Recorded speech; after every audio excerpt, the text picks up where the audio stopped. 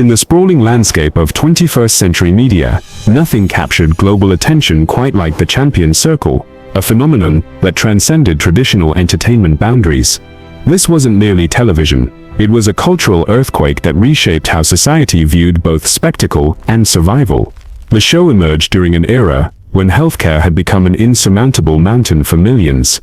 Statistical reports painted a grim reality. Nearly 30% of the population existed without any medical coverage whatsoever, while another 60% possessed insurance so inadequate it might as well have been non-existent. 250 million souls found themselves trapped in a medical purgatory, watching their bodies betray them, while their bank accounts remained powerless to intervene. Against this backdrop of systemic failure, the Champions Circle offered something unprecedented: hope wrapped in entertainment, salvation disguised as spectacle. The mastermind behind this revolution was Marcus Davidson, a former digital content creator who had evolved into one of the era's most influential media moguls. His transformation from bedroom video maker to global entertainment emperor represented the ultimate American dream, and perhaps its ultimate perversion. The premise appeared deceptively simple. Contestants gathered in massive warehouses, converted into elaborate sets, competing in challenges that seemed almost childishly straightforward, yet were executed on an impossibly grand scale. Picture the world's largest game of musical chairs, but with 5,000 participants. Imagine a scavenger hunt, conducted across an entire city, with clues hidden in the most unexpected locations. Envision endurance competitions that pushed human limits, while maintaining an almost carnival-like atmosphere. Yet beneath this veneer of playful competition lay a more complex reality. Each participant carried stories that would make hardened journalists weep, tales of medical diagnoses that arrived like death sentences, of treatments tantalizingly within reach, yet financially impossible, of families watching loved ones deteriorate, while bureaucracies offered nothing but paperwork and apologies.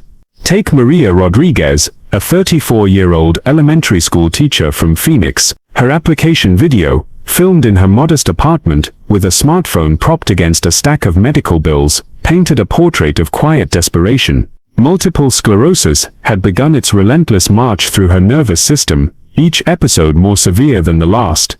The specialized treatments her neurologist recommended carried price tags that exceeded her annual salary. Traditional insurance deemed them experimental, a bureaucratic death sentence disguised as policy language. Maria's story represented millions of similar narratives flooding the show's casting departments. The selection process itself became a grotesque parody of natural selection, where survival of the fittest was determined not by physical prowess, but by the tragic poetry of one's circumstances. Behind the cameras and bright stage lights operated a sophisticated mechanism designed to squeeze maximum emotional impact from human suffering. Casting directors, armed with psychology degrees and market research data, evaluated applications through metrics that would have made dystopian novelists uncomfortable. Stories were rated on relatability scales, demographic appeal was calculated through complex algorithms, and tragedy was measured in potential viewership points. The more heart-wrenching the backstory, the higher the applicant scored. Cancer diagnoses earned premium consideration, rare diseases commanded special attention, and stories involving children automatically advanced through preliminary screening rounds. It was medical tragedy as entertainment currency, human suffering as television gold. Regional casting calls resembled medical conventions more than traditional entertainment auditions. Convention centers filled with wheelchairs, oxygen tanks, and prosthetic limbs. Waiting areas buzzed with conversations about chemotherapy schedules and surgical consultations rather than acting techniques or performance tips. Many applicants arrived, accompanied by family members who served as both emotional support and living testimonials to the stakes involved. The screening process itself was designed to maximize both drama and viewer investment. Initial interviews were conducted by casting professionals trained to extract the most emotionally compelling details from applicants' medical histories. Follow-up sessions often involved medical consultants who verified diagnoses and prognoses, ensuring that selected contestants genuinely faced life-threatening situations without access to appropriate treatment. When filming commenced, the production scale was nothing short of breathtaking. Warehouses spanning multiple city blocks were transformed into elaborate sets that seemed to exist in their own alternate reality. The challenges themselves were engineering marvels that combined simple concepts with execution so massive it bordered on the surreal. Consider the needle in the haystack challenge that became one of the show's most iconic segments. Production teams constructed what was officially certified as the world's largest haystack, a golden mountain of straw spanning 3 acres and reaching heights of 40 feet. Hidden within this agricultural monument was a single needle, and contestants had exactly 24 hours to find it. The winner would receive complete funding for their required medical treatment, while those who came up empty-handed received consolation prizes that, while valuable, couldn't cure cancer or repair failing hearts. The psychological toll on participants was immense, yet carefully managed by production teams trained in crisis intervention. Medical professionals remained on standby throughout filming, not just for physical emergencies, but for mental health support. The juxtaposition was striking. Contestants, desperate enough to gamble their lives on television games, were provided better psychological care during filming than they could access in their daily lives. Marcus Davidson himself presented a fascinating study in contradictions. His on-camera persona radiated genuine warmth and empathy, yet he presided over a system that commodified human desperation. In rare interviews, he expressed conflicted feelings about the show's impact, acknowledging both its life-saving potential and its troubling implications about societal priorities. "We're not creating the problem," Davidson often explained to critics. "We're responding to a system that already exists. If our society provided adequate healthcare to everyone, our show wouldn't need to exist. We're offering hope where institutions have offered only barriers." His defenders pointed to the hundreds of lives saved through the show's grand prizes, fully funded medical treatments that would have been otherwise impossible. Critics countered that the show's very existence normalized the idea that healthcare should be contingent on entertainment value rather than human need. Davidson's personal journey from content creator to television mogul reflected broader changes in how media operated in the digital age. His early videos, created in his childhood bedroom, focused on simple concepts executed with creativity and charm. As his audience grew, so did the scale of his productions, until eventually he commanded budgets that rivaled major film studios. The transition to television represented both an evolution and a corruption of his original vision. Where his early content celebrated creativity and possibility, the Champion's Circle capitalized on desperation and systemic failure. Yet Davidson maintained that he was using his platform to highlight problems that society preferred to ignore. For participants, the experience was simultaneously the best and worst moments of their lives. The show provided them with temporary escape from financial worries. All travel, accommodation, and meals were covered during filming. Many contestants described feeling more cared for during their brief time on set than they had in years of navigating the healthcare system. Yet the emotional toll was devastating. Contestants formed genuine friendships with fellow participants, only to watch them eliminated one by one. The challenges themselves, while designed to be fair, carried psychological weight that extended far beyond the game. Losing meant returning to the same impossible situation that had driven them to apply in the first place. Robert Chen, a software engineer from Seattle, captured this duality in his post-show interview. Diagnosed with a rare autoimmune condition that required monthly infusions costing thousands of dollars, he had applied after exhausting his savings and maxing out multiple credit cards. Though he made it to the final rounds of his episode, he was ultimately eliminated during a memory challenge that required contestants to recall increasingly complex sequences of lights and sounds. The worst part wasn't losing, Chen reflected months later. It was how good it felt to be there, to be treated like a human being with a story worth telling, rather than just another case number in an insurance company's denial database. That hope was almost harder to lose than the prize itself. The show's cultural impact extended far beyond its direct participants. Viewing parties became community events where neighbors gathered to support local contestants. Social media campaigns emerged around particularly compelling stories, with hashtags trending globally as audiences rallied behind their favorite participants. medical professionals found themselves in uncomfortable positions, simultaneously appreciating the show's ability to fund treatments while criticizing the system that made such entertainment necessary.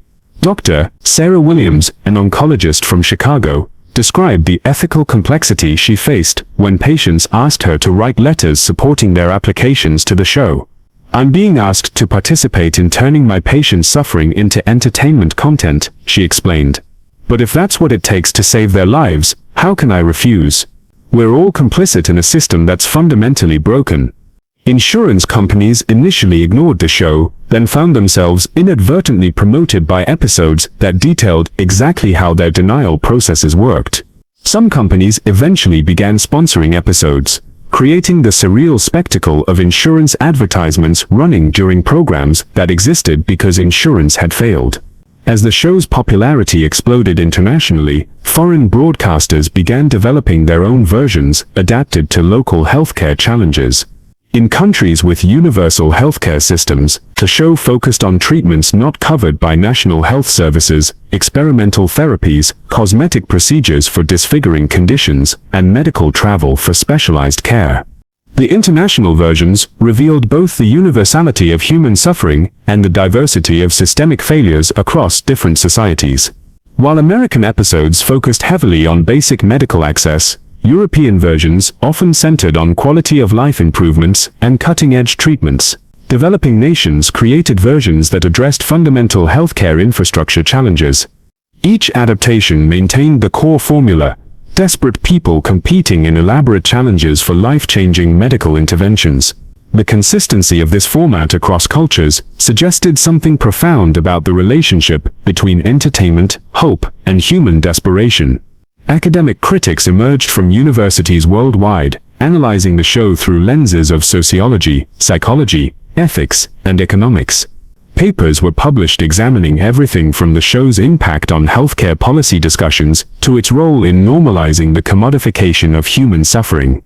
Dr. Michael Thompson, a bioethicist from Harvard Medical School, became one of the show's most prominent critics. His book, Entertainment or Exploitation: The Moral Cost of Spectacle Medicine, argued that the show represented a fundamental breakdown in social responsibility, creating a system where life-saving medical care became contingent on entertainment value and public sympathy. "We've created a modern Roman Colosseum," Thompson argued, "where instead of gladiators fighting to the death, we have sick people competing for the right to live." The fact that audiences cheer for these contestants doesn't make the system less morally bankrupt, it makes it more so. Defenders countered with equally compelling arguments. Dr. Lisa Martinez, who had successfully competed on the show to fund treatment for her daughter's rare genetic condition, became a vocal advocate for the program's positive impact. "Critics can debate ethics all they want," Martinez responded, "but my daughter is alive because of this show. Until someone offers a better solution to the healthcare crisis, I'll continue supporting the only mechanism that's actually saving lives rather than just talking about the problem."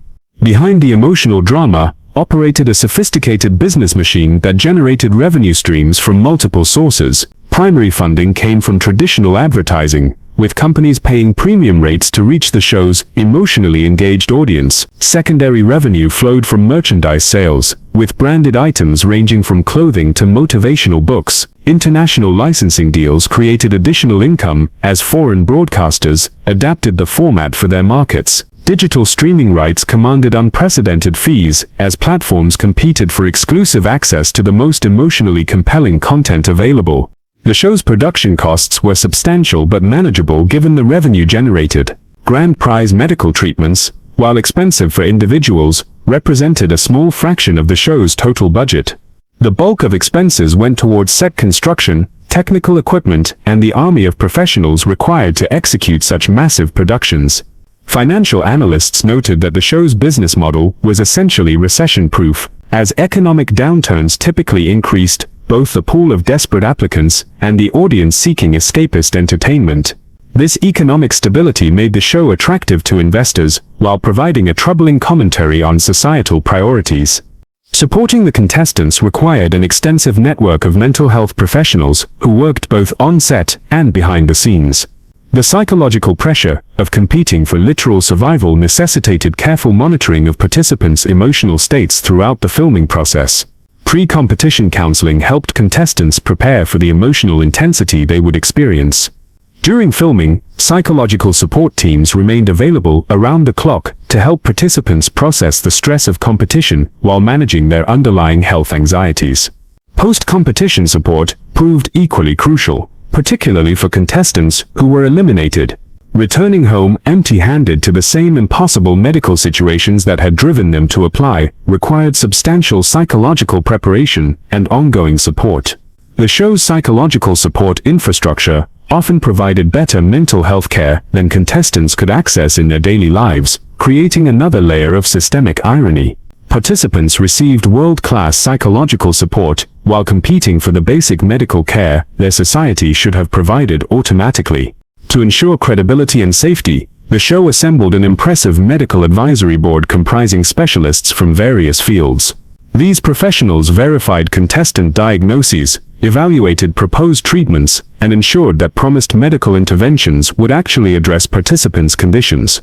The advisory board also grappled with ethical questions about which conditions to feature. Terminal diagnoses generated the most compelling television but raised questions about false hope. Treatable conditions with clear positive outcomes were more ethically comfortable but potentially less dramatic. Board meetings often resembled philosophy seminars more than medical consultations, as professionals debated the ethics of their participation. Some members eventually resigned, unable to reconcile their medical oaths with the show's entertainment-focused mission. Others remained, arguing that their involvement ensured better outcomes for contestants than would occur without professional oversight. The show's technical execution represented a masterpiece of modern television production. Multiple camera crews captured every angle of massive challenges that often spanned multiple locations. Live satellite feeds connected various competition sites, allowing real-time coordination of events occurring across vast distances. Advanced audio systems ensured that even whispered comments from contestants could be captured and broadcast, creating intimate moments within spectacular settings. Drone cameras provided sweeping aerial views of challenges that emphasized their enormous scale, while specialized equipment captured individual emotional reactions in high definition. The editing process involved teams of professionals who shaped hundreds of hours of raw footage into compelling television narratives. This post-production work was crucial in constructing the emotional arcs that made each episode engaging while ensuring that medical information was accurately presented.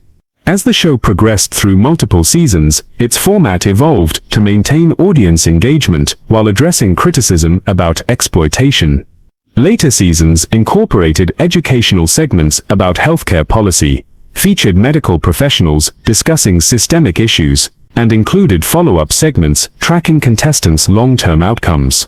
The challenges themselves became more sophisticated, incorporating elements of skill, knowledge, and creativity alongside the pure chance that characterized early episodes. This evolution addressed criticism that contestants' fates were determined by random luck rather than any meaningful demonstration of worthiness.